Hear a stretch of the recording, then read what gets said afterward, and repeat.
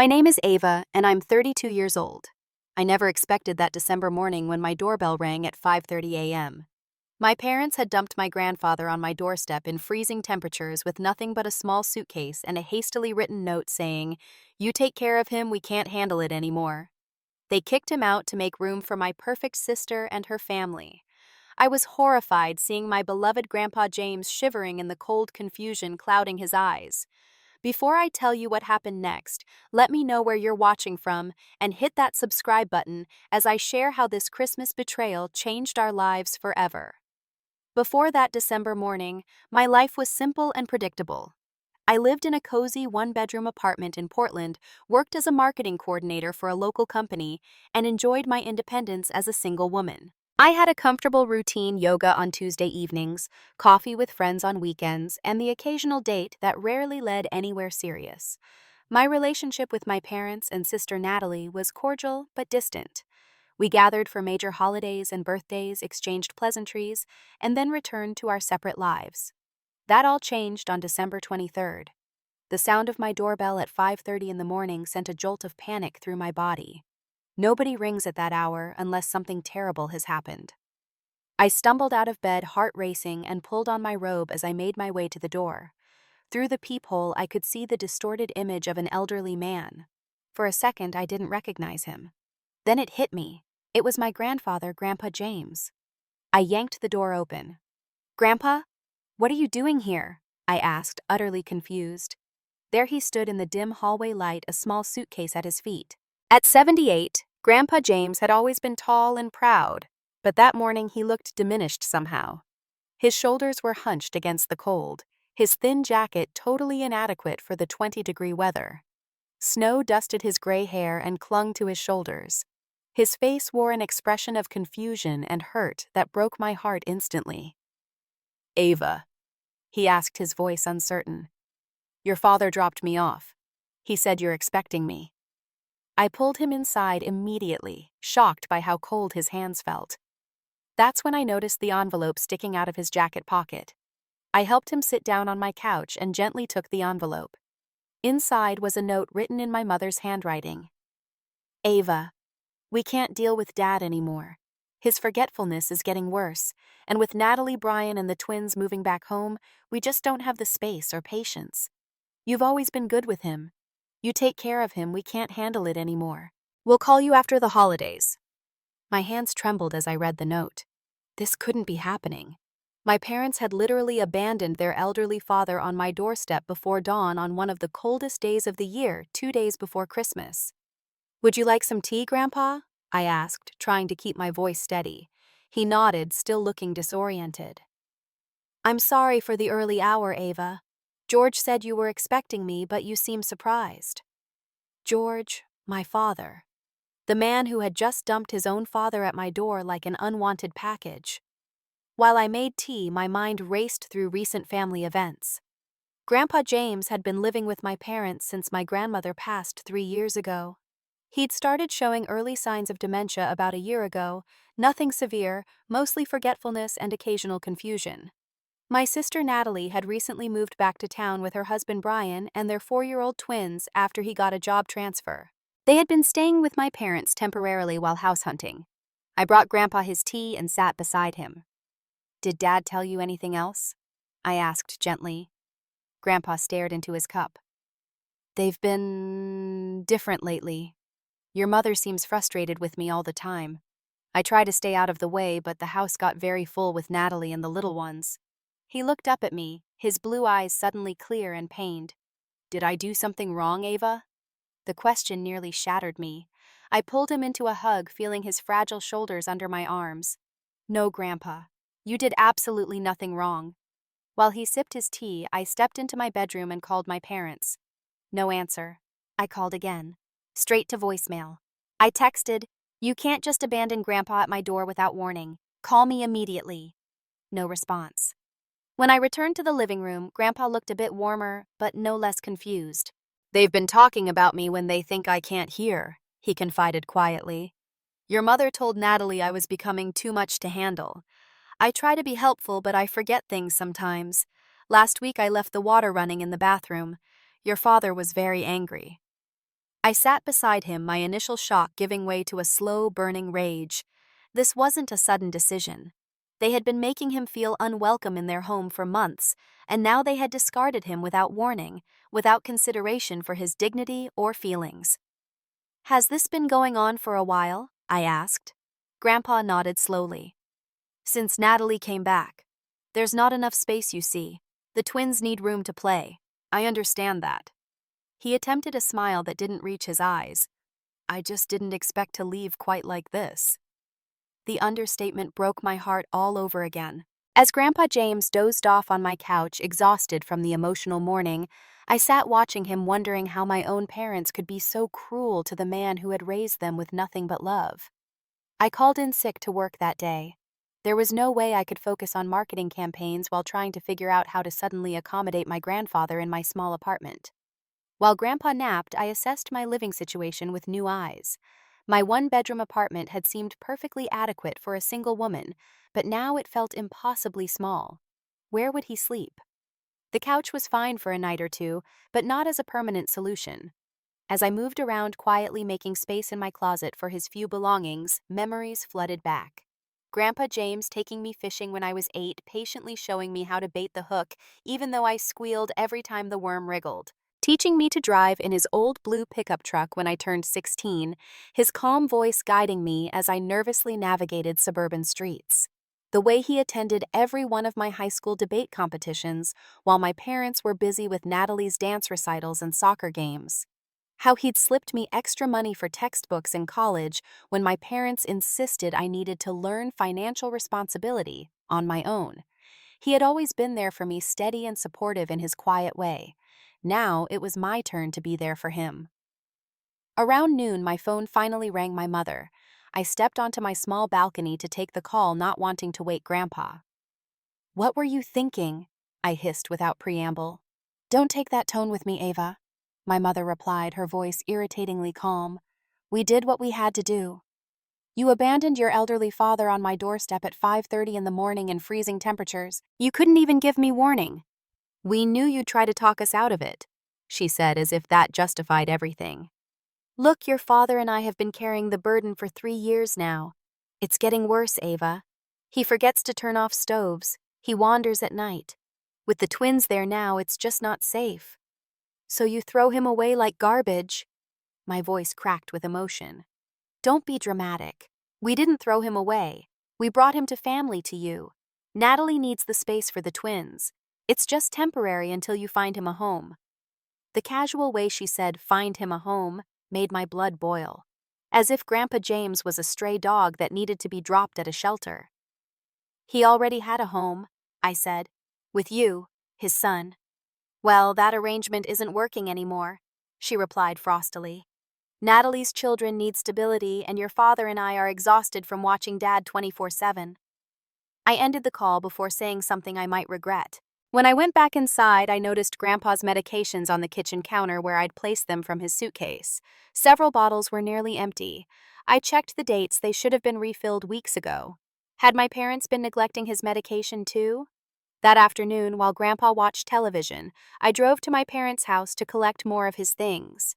The Christmas lights were up, and through the window I could see my mother arranging ornaments on a large tree while Natalie's twins ran circles around her. The scene of normal holiday cheer made the morning's event seem even more surreal. My father answered the door with a wary expression. "I'm here for the rest of Grandpa's things," I said flatly. He let me in without a word. My mother continued decorating as if I weren't there. Natalie gave me an awkward half-wave from the couch. "How could you do this?" I asked, looking between my parents. "It's not like we put him on the street, Ava," my father said defensively. "He's with family. You didn't even give me a choice or warning." "He's becoming too difficult," my mother interjected. "He keeps forgetting things, asking the same questions over and over. The twins can't get proper sleep because he wanders at night, turning on lights and making noise. So help him take him to doctors. Adjust his routine. Don't just throw him away when he becomes inconvenient." "That's easy for you to say," Natalie spoke up. "You're not the one living with it day after day." I turned to my sister, stunned by her callousness. "These are our grandparents we're talking about. The people who loved us unconditionally our whole lives. People change when they get dementia, Ava, my father said tiredly. He's not the same man anymore. I walked past them toward what had been Grandpa's room. When I opened the door, shock hit me anew. The room had already been completely transformed into a playroom for the twins. Colorful mats covered the floor, toys were arranged on new shelving, and a small table with tiny chairs sat in the corner. There wasn't a single trace of Grandpa James. "When did you do this?" I asked, my voice barely audible. My mother had the decency to look slightly embarrassed. "We've been planning the room transition for a few weeks. The twins needed their own space." Weeks. They had been planning to discard my grandfather for weeks. I moved through the house in a daze, collecting what was left of Grandpa's belongings from the garage and basement where they'd apparently been stored. His favorite reading chair, photo albums, the wooden chest that held my grandmother's letters to him during their early courtship, clothes that had been haphazardly packed into garbage bags. As I loaded everything into my car, the weight of what was happening truly hit me. My parents had made a calculated decision to remove their father from their home, not for his benefit, but for their convenience. They had hidden their plans until the last possible moment and executed them in the most cowardly way imaginable. I was taking the last box to my car when Natalie followed me out. "You're making this harder than it needs to be," she said. "Mom and Dad did the best they could for as long as they could." I slammed my trunk shut. "Is that what you tell yourself so you can sleep at night, after you helped them kick out an old man who loves you? The twins need—" "Don't." I cut her off. "Don't you dare finish that sentence with what the twins need. We all know this isn't about needs, it's about wants and convenience." I drove away from my childhood home feeling like I was seeing my family clearly for the first time. The entire way home I struggled with conflicting emotions: anger at my parents and sister, worry for my grandfather, and underneath it all, a deep well of sadness for the family I thought I had. When I returned to my apartment, I found Grandpa James sitting exactly where I'd left him, staring out the window with such quiet dignity that my heart broke all over again. "I brought some more of your things," I said gently. He turned to me with a smile that didn't reach his eyes. "Thank you, Ava. I don't want to be a burden." "You're not a burden, Grandpa. You could never be a burden to me." But as I looked around my tiny apartment now crowded with boxes and his reading chair, I wondered how we were going to make this work. Yet the alternative, abandoning him as my parents had done, was unthinkable. The next few weeks were a crash course in caregiving. I requested flexible working hours from my boss, explaining the sudden change in my family situation. She was understanding, but made it clear that my productivity couldn't suffer. I rearranged my living room to create a semi-private sleeping area for Grandpa, using bookshelves as room dividers to give him some dignity. The first few nights were rough. Grandpa would wake up disoriented, not knowing where he was. Once he wandered into my kitchen at 3 a.m, convinced he needed to go to work, a job he'd retired from 15 years earlier. Another night, I woke to the sound of him calling for my grandmother, who had passed away 3 years ago. I scheduled an appointment with a geriatric specialist, determined to get a clearer picture of his condition than the vague forgetfulness my parents had described. Dr. Patel spent nearly an hour with us, conducting various cognitive tests and reviewing Grandpa's medical history. "Mr. Sullivan does have mild cognitive impairment consistent with early-stage dementia," she explained afterward. "But with proper medication routine and supportive care, many patients remain stable for years. This isn't nearly as advanced as it might seem from the episodes you've described." "My parents made it sound like he was completely unable to function," I said. Dr. Patel's expression was diplomatic but telling. "Caregiver burnout is real, and sometimes that can lead to perceiving symptoms as worse than they objectively are. What your grandfather needs most is consistency, dignity, and patience. The confusion episodes often worsen with stress or changes in environment." That explained the increase in his confusion after being unexpectedly uprooted from my parents' home. I had to cancel my holiday plans, a ski weekend with friends, to stay with Grandpa. There was no way I could leave him alone, and I certainly wasn't going to drag him to my parents' house for Christmas after what they'd done. My neighbor Marcus, a kind physical therapist who lived across the hall, noticed me struggling to bring in groceries while also keeping an eye on Grandpa. He offered to help carrying bags and then staying to chat with Grandpa about fishing, a subject that lit up my grandfather's eyes for the first time since he'd arrived. My dad had dementia before he passed, Marcus confided when Grandpa dozed off in his chair. It's not easy what you're doing. Let me know if you ever need a break or just someone to talk to. His kindness was like a lifeline in those chaotic first days. On Christmas Eve, while most families were gathering for celebration, Grandpa and I sat in my makeshift living room eating takeout Chinese food, the only restaurant open in my neighborhood. I'd managed to get a small tree and some lights, trying to create some sense of normalcy. I'm sorry I ruined your Christmas, Ava, Grandpa said quietly. You didn't ruin anything, I assured him. I'm glad we're together. That night, after Grandpa was asleep on his makeshift bed, I received a text from Natalie. It was a photo of my parents' living room tree glittering with lights, presents piled high, the twins in matching pajamas. The caption read, "Wish you were here to complete the family picture." I stared at the phone in disbelief. Complete the family picture. They had literally thrown out a family member 2 days ago, and now they were pretending everything was perfect. There was no mention of Grandpa, no acknowledgement of his absence, as if he had never existed in their family at all. For the first time since this all began, I broke down completely. I cried in my bathroom with the shower running, so Grandpa wouldn't hear me sobbing until I felt hollow. Everything I thought I knew about my family had been upended. The parents I believed loved unconditionally had revealed themselves to be selfish and callous. The sister I'd grown up with was complicit in their cruelty. Christmas morning arrived with pale winter sunlight streaming through my windows. I put on a brave face and made pancakes, Grandpa's favorite. We exchanged simple gifts. I'd managed to grab some last-minute items from a convenience store, and to my surprise, Grandpa pulled a small package from his jacket pocket. Inside was a beautifully carved wooden bird, its wings outstretched in flight. The craftsmanship was exquisite, showing the steady hands of a man who had worked with wood his entire life. I've been working on it for months, he explained. For your Christmas. I was keeping it in my jacket so it would be a surprise. His eyes clouded with uncertainty. I'm sorry it's not much.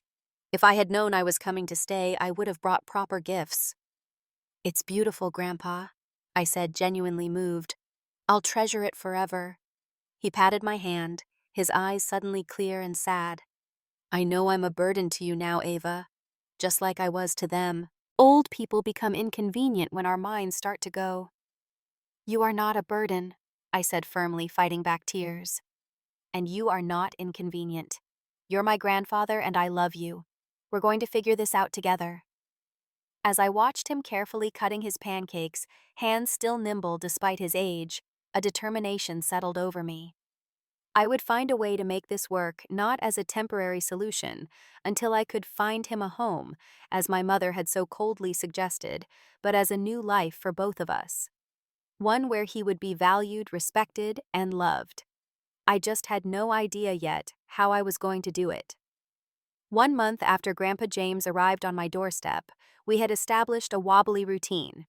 I'd rearranged my work schedule to start later in the morning so I could make sure Grandpa had breakfast and took his morning medications before I left. During my lunch break, I would call to check on him, and I'd race home immediately after work. It wasn't perfect.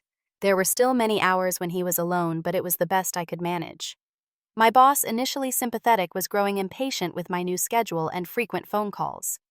I understand your situation is difficult, Ava, she said during our monthly check-in, but the Jenkins account has noticed your lack of availability. We need a more permanent solution. The financial strain was becoming impossible to ignore. My budget, previously comfortable for one person, was now stretched beyond breaking with added expenses for Grandpa's medications, special foods for his dietary needs, and the taxi rides to doctor appointments. I'd already dipped into my modest savings, and the balance was dwindling alarmingly fast. I met with a social worker who specialized in elder care to explore our options. The news wasn't encouraging. Unfortunately, Mr. Sullivan falls into a common gap, she explained. He's not ill enough to qualify for comprehensive state aid, but the cost of quality assisted living facilities would be around $4,000 a month at minimum. The figure made my stomach drop. My entire monthly salary was barely more than that. What about his Social Security and Medicare? I asked. Those will help with medical expenses and provide some income, but they won't cover full-time care. Does he have savings or long-term care insurance? I realized I had no idea. These were questions I should be asking my parents, but they had made themselves scarce since Christmas, checking in with brief impersonal texts that always circled around to the same question: have you found a place for Dad yet? Despite the challenges, there were bright spots in our new life together.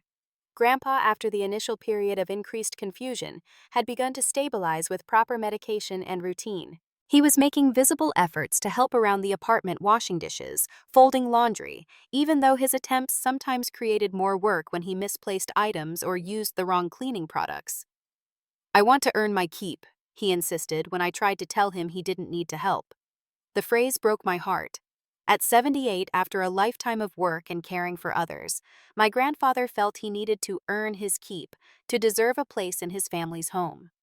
Marcus had become a regular visitor, often bringing dinner or simply sitting with Grandpa so I could have an hour to myself. He seemed genuinely fond of my grandfather, listening to his stories with real interest and engaging him in conversations about carpentry, a shared passion. It was during one of these conversations that I discovered something my parents had apparently never noticed or valued. Grandpa was a remarkably skilled woodworker. The small bird he'd given me for Christmas wasn't a one-off creation. He described elaborate pieces he'd made over the years: jewelry boxes for my grandmother, a rocking chair for my father as a child, a hope chest for my sister's 16th birthday. "I had a workshop in the garage," he explained, "but your father converted it to storage after—" He trailed off, looking confused for a moment. "After I started getting forgetful, I suppose." I looked at the wooden bird displayed on my bookshelf, remembering how my mother had always dismissed his woodworking as Dad's little hobby, rather than the skilled craftsmanship it clearly was. As January turned to February, the reality of our living situation became increasingly problematic. My small apartment was simply too cramped for two people, especially when one needed special accommodations. Grandpa had fallen twice in my narrow bathroom, thankfully without injury, but each incident terrified me about what might happen when I wasn't home. I was scrolling through rental listings one evening, hopelessly looking at two-bedroom apartments with their astronomical prices, when my building manager knocked on my door.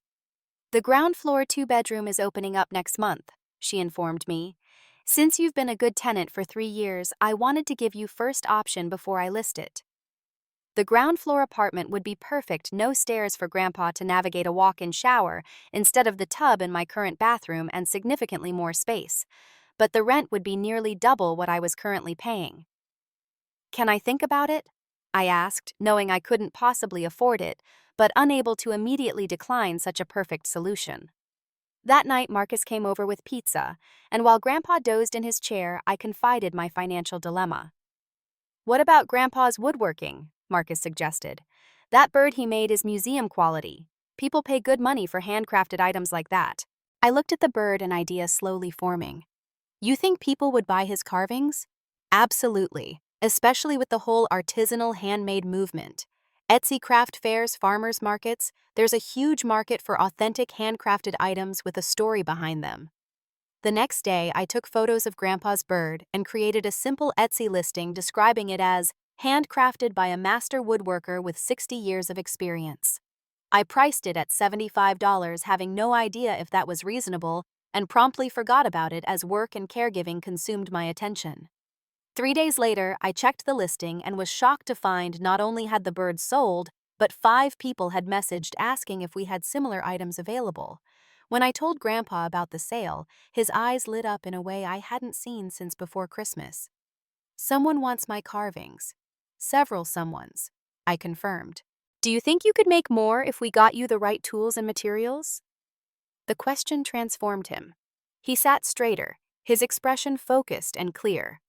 "I'd need a proper workspace, safety equipment, good quality wood." For the first time, I saw a path forward that might actually work. It would require using most of my remaining savings to move us to the larger apartment, set up a small workshop in the second bedroom, and purchase materials. It was a huge risk, but seeing the renewed purpose in my grandfather's eyes, I knew it was one worth taking. As February turned to March and we settled into our new apartment, my resentment toward my parents hardened into something cold and permanent.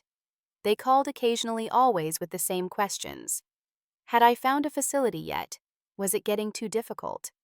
Their concern was never for their father's well-being, only for when they would be fully absolved of responsibility for him. One day in late March, after a particularly frustrating call with my mother, I made a decision.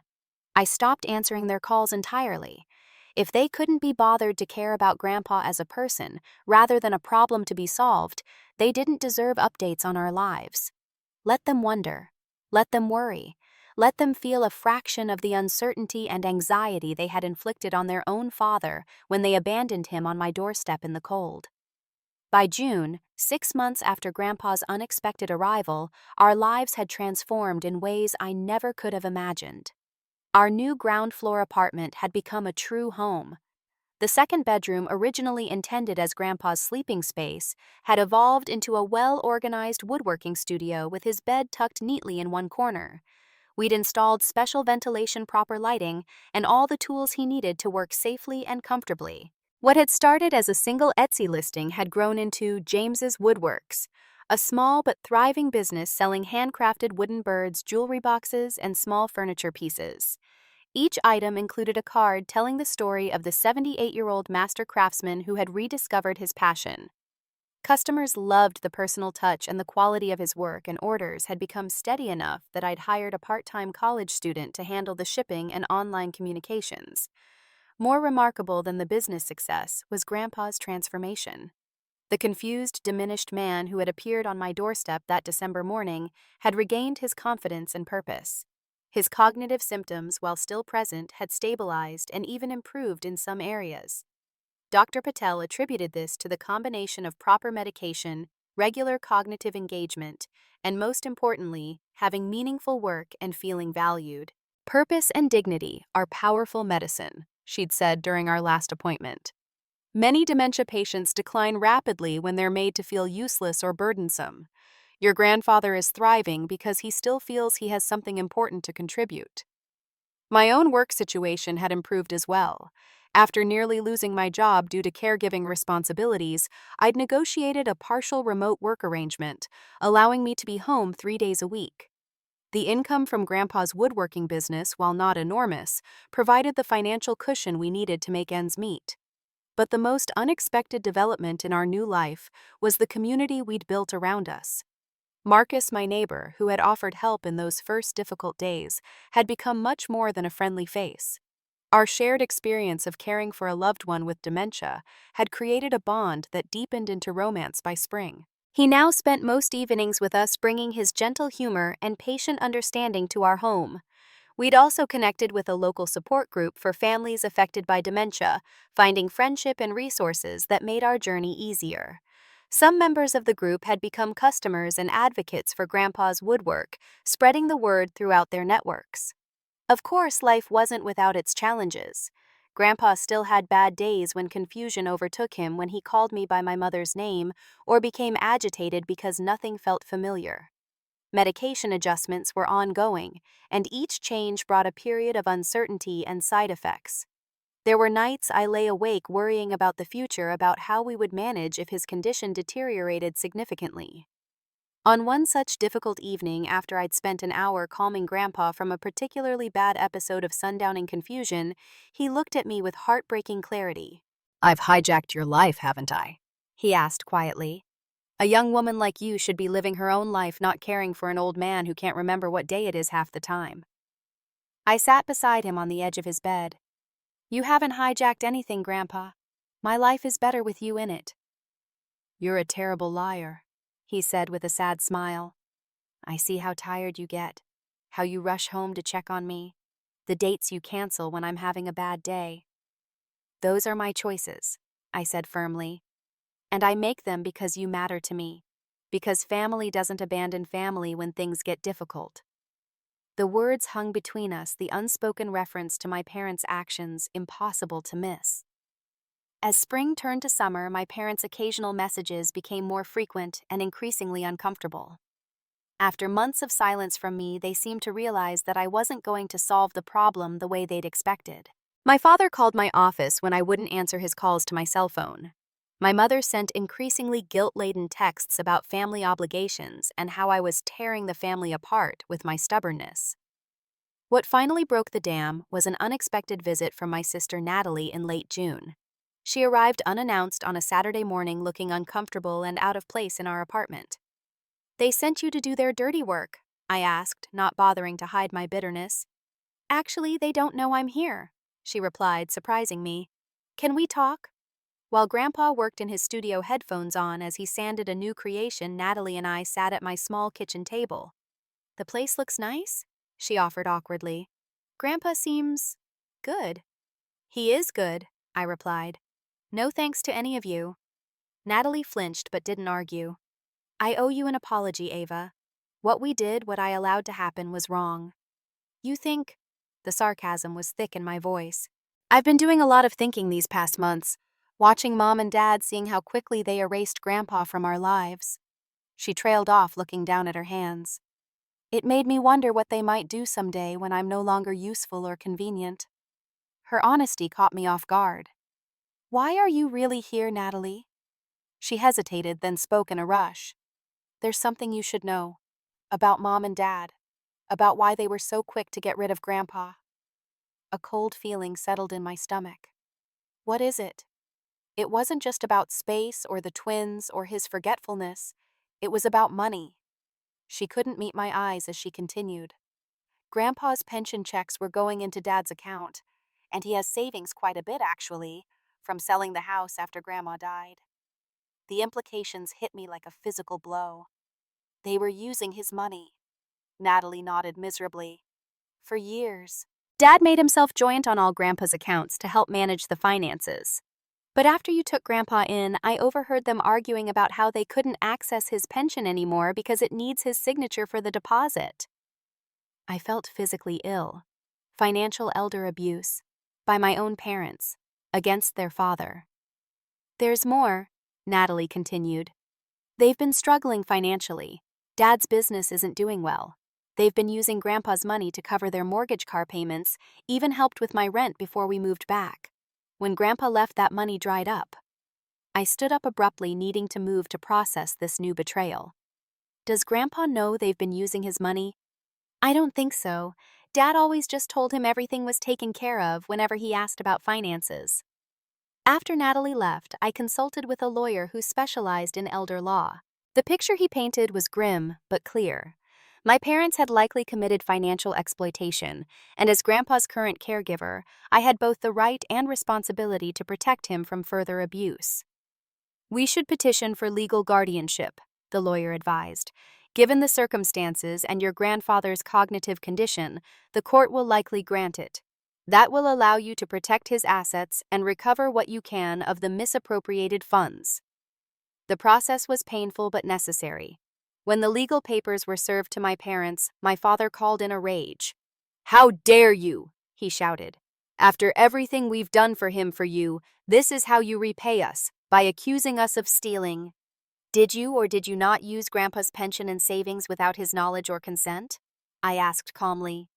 "That money was compensation for taking care of him. Do you have any idea how expensive it is to have someone living in your home? The food, the utilities, the time." His words confirmed everything. The father I thought I knew would never have seen caring for his own parent as a transaction, as something that required compensation. The most heartbreaking moment came when I had to explain to Grandpa what was happening. I'd tried to shield him from the legal proceedings, but he deserved to know the truth. "Your son and his wife have been using your money inappropriately," I explained as gently as I could.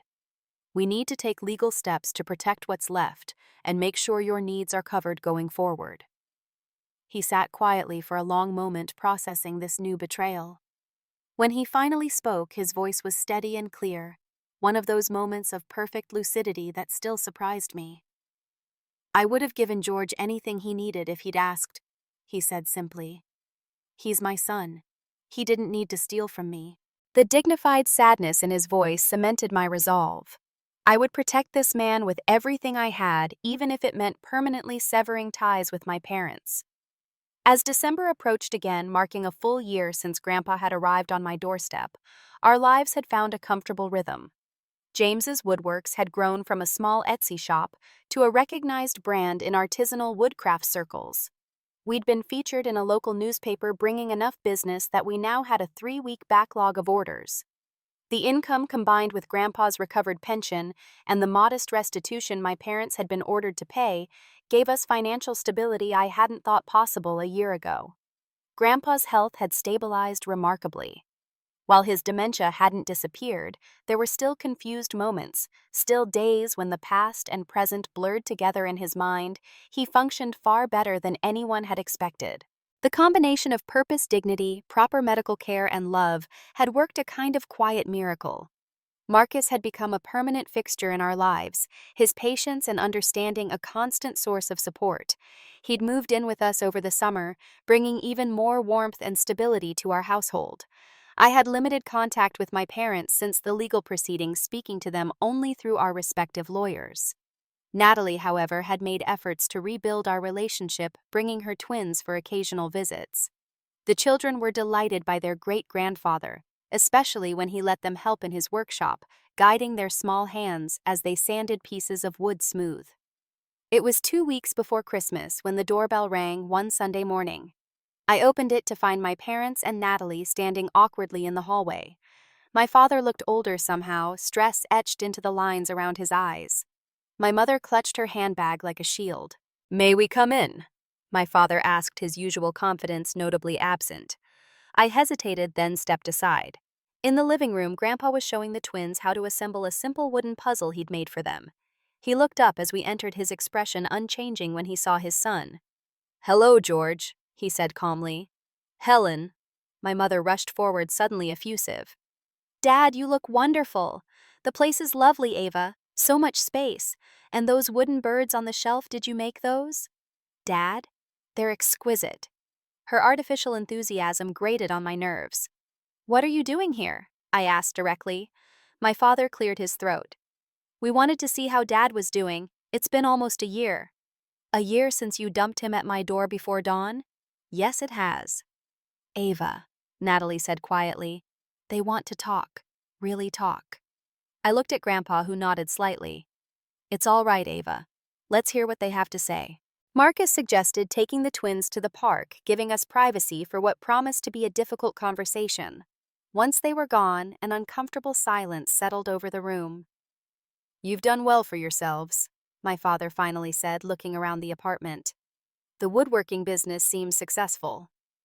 "It is," I replied. "Turns out Grandpa's little hobby is actually valuable. People appreciate quality craftsmanship and authenticity." Another silence. "We've been having some financial difficulties," my mother finally admitted. "Your father's business has been struggling. She hesitated. "We're facing foreclosure on the house." And there it was, the real reason for their sudden appearance after a year of near silence. "I'm sorry to hear that," I said, not unkindly but without offering more. "We've been doing a lot of thinking," my father continued, "about family, about priorities, about the mistakes we made with Dad." I waited, watching Grandpa out of the corner of my eye. He sat perfectly still, listening intently. "We thought maybe it's time for Dad to come home," my mother said, forcing a bright smile. "Where he belongs, with us, the family home." The audacity was breathtaking. After abandoning him, after financially exploiting him, after a year of barely asking about his well-being, they were here to reclaim him just when his business was thriving and his pension was protected. "The house you're about to lose to foreclosure?" I asked pointedly. My mother's smile faltered. "Well, we thought perhaps we could all work together. A family solution. Dad's business is doing so well, and with his pension and savings..."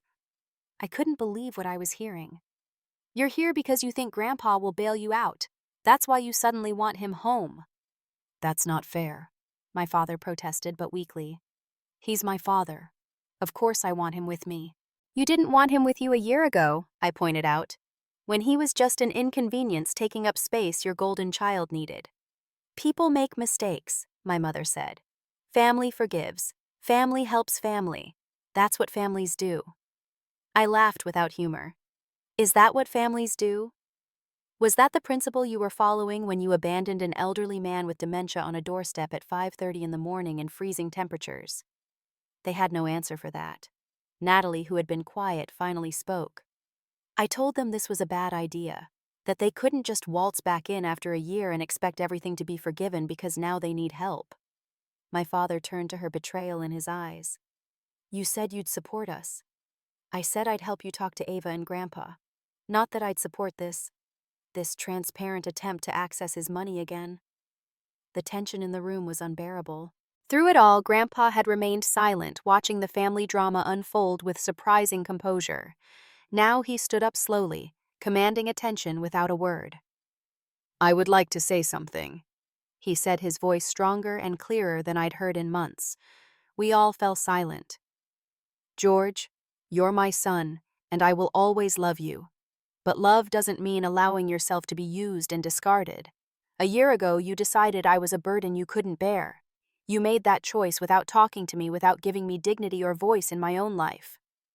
My father began to protest, but Grandpa held up his hand. I'm not finished. When you left me at Ava's door, I was confused and hurt. I thought I had done something wrong, that I deserved to be thrown away. But this past year has taught me differently. He gestured around the apartment. Here I have purpose. I have dignity. I have family who sees me as a person, not a problem to be solved or a resource to be used. He looked directly at my parents. I will not be coming back to your house. I will not be using my pension or savings to solve your financial problems. Those days are over. The simple, powerful statement hung in the air. My mother's face crumpled. My father's jaw tightened, anger and embarrassment warring in his expression. So that's it, my father finally said. After everything we did for you all those years, you're turning your back on us when we need help. No, George, Grandpa replied quietly. That's what you did to me. I'm simply declining to allow it to happen twice. My parents left shortly after my father, storming out, my mother in tears. Natalie lingered behind. I'm sorry, she said. I knew they were hoping for financial help, but I didn't realize they were planning to suggest Grandpa move back in. That was too much. After they left, Grandpa sat heavily in his favorite chair, suddenly looking tired. I knelt beside him. Are you okay? He nodded slowly. For the first time in a very long time, I think I truly am. We sat in silence for a moment, processing what had just happened. You know, he said finally, there was a time I would have given them everything they asked for. Out of guilt, out of obligation, out of the belief that that's what fathers do, sacrifice everything for their children, no matter the cost to themselves. He took my hand. You taught me differently, Ava. You taught me that real family doesn't exploit or abandon. Real family respects dignity and personhood. And sometimes real family isn't the one you were born into, but the one you build around you. In that moment, I knew that despite all the pain and betrayal that had brought us here, we had created something precious and real, a family bound not by obligation, but by genuine love and respect. Christmas morning, 1 year after that fateful doorbell ring, dawned clear and bright. Our apartment was transformed from the sparse bachelor pad of the previous year. Now it was a true home filled with photographs, comfortable furniture, and the warm scent of cinnamon and pine from the 7-foot Christmas tree in the corner, a far cry from the tiny tabletop version I'd hastily purchased last year. Grandpa had been secretive for weeks, working behind closed doors on special projects he wouldn't let anyone see. The twins, visiting for the holiday without my parents, were beside themselves with excitement to discover what their great-grandfather had made for them. First, I have something planned, Marcus announced after breakfast, looking unusually nervous. He guided us all to the living room where the Christmas tree lights twinkled merrily. To my complete surprise, he dropped to one knee in front of me, a small box in his hand. Ava, this past year, has shown me what real love looks like. Not the easy, convenient kind, but the kind that shows up when it matters most. I've watched you create a home and family from the most difficult circumstances with grace and determination that takes my breath away. I want to spend the rest of my life building something beautiful with you. He opened the box, revealing a simple but elegant ring. Will you marry me? Tears blurred my vision as I nodded, too overwhelmed to speak. As Marcus slipped the ring onto my finger, I looked over at Grandpa. His eyes were clear and bright with joy, a wide smile on his face. "Did you know about this?" I asked him. "Who do you think helped him choose the ring?" Grandpa replied with a wink. "Young men these days need guidance from those with experience." The celebration that followed was everything Christmas should be: joyful, warm, filled with love and laughter. Natalie and her children were fully part of our new family circle, the rift between us healing more with each shared moment. The twins squealed with delight over the intricate wooden train set Grandpa had crafted for them, complete with a village and tiny people. In the afternoon, while the children napped and Marcus and Natalie chatted in the kitchen, Grandpa drew me aside. "I have something special for you," he said, retrieving a carefully wrapped package from behind the tree. This one took me months to get right. Inside was a stunning jewelry box of polished cherry wood. When I opened it, a delicate melody played my grandmother's favorite song.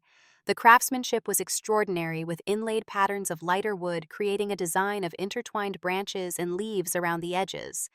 "It's beautiful," I breathed. "Grandpa, this is museum-quality work." "Open the secret compartment," he urged, showing me how to press a hidden catch. A small drawer slid out from the bottom. Inside was an envelope. I opened it to find a letter in my grandmother's handwriting dated just weeks before she passed away. "I found it among my things," Grandpa explained. "She wrote it for you but never had the chance to give it to you. I've been saving it for the right moment." Tears filled my eyes again as I read my grandmother's words of love and wisdom, her hopes for my future, her pride in the woman I was becoming. It was like receiving a hug from across time, a connection to the woman who had loved me so dearly. "You saved my life, you know," Grandpa said quietly when I looked up. "And I don't just mean by taking me in when your parents left me on your doorstep. You saved my dignity, my purpose. You gave me a reason to keep going when I was ready to give up." "You did the same for me," I told him. "Before you came, I was just existing, going through the motions. Now I have a family, a real one."